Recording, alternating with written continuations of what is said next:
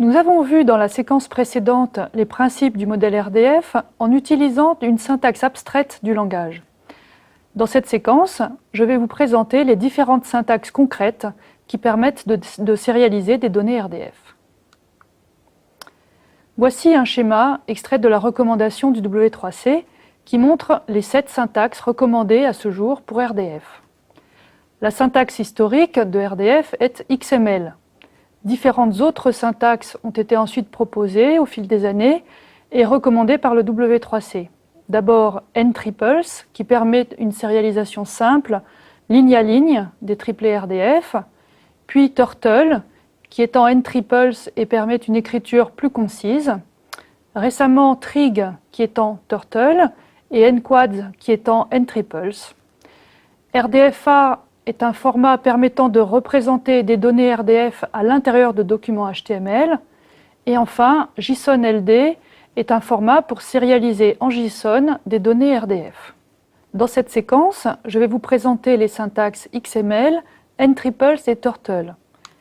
Et je vous présenterai les syntaxes Trig et N-quads dans une séquence prochaine. Fabien vous présentera RDFA dans la dernière semaine du cours. Pour commencer donc, la syntaxe XML.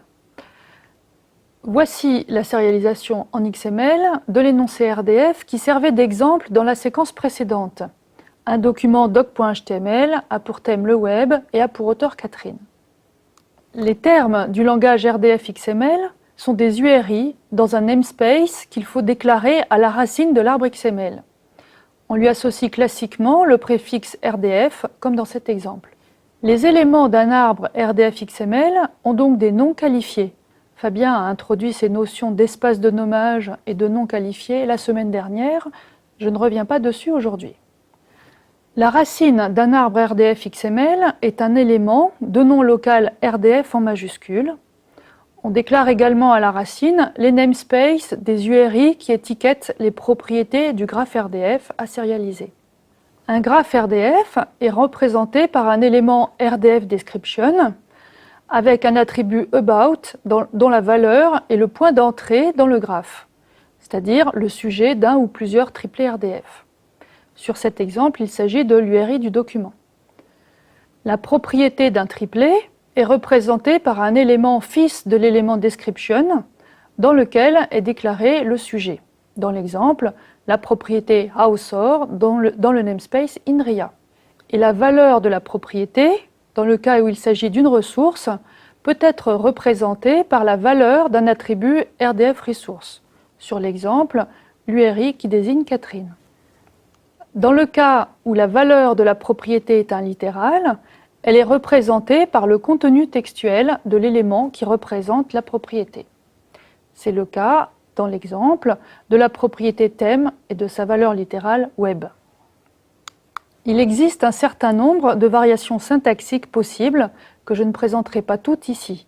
Elles sont équivalentes aux 2 formats que je viens de présenter pour les propriétés à valeur une ressource et les propriétés à valeur un littéral. Pour la propriété à valeur une ressource, une variante importante à retenir est celle où la valeur de la propriété est représentée dans un élément RDF description, fils de l'élément XML qui représente la propriété. La valeur de la propriété est indiquée en valeur de l'attribut RDF about. Cela permet de sérialiser dans un sous-arbre issu de cet élément XML d'autres triplets RDF dont le sujet serait la valeur du triplet représenté, comme sur cet exemple où on indique que Catherine a pour prénom Catherine. Voilà pour la syntaxe XML. Je vais maintenant vous présenter la syntaxe N-triples. C'est une syntaxe minimaliste pour RDF en texte brut qui permet de charger ligne à ligne des triplets RDF. Voici à nouveau le même énoncé RDF utilisé pour illustrer la présentation de la syntaxe RDF XML. Il est ici représenté en syntaxe N-triples. Un triplet est représenté sur une ligne, séparé du triplet suivant par un point. Les URI sont entre chevrons et les valeurs littérales sont entre cotes. Voilà pour N-triples. Je vais maintenant vous présenter la syntaxe Turtle, qui est très utilisée car plus concise et plus lisible que les syntaxes RDF XML et ntriples pour un œil humain. Voici à nouveau l'exemple de l'énoncé RDF utilisé pour illustrer les syntaxes XML et ntriples, représenté cette fois en Turtle. Un énoncé Turtle commence par une déclaration de préfixe équivalente à la déclaration de namespace en RDF XML.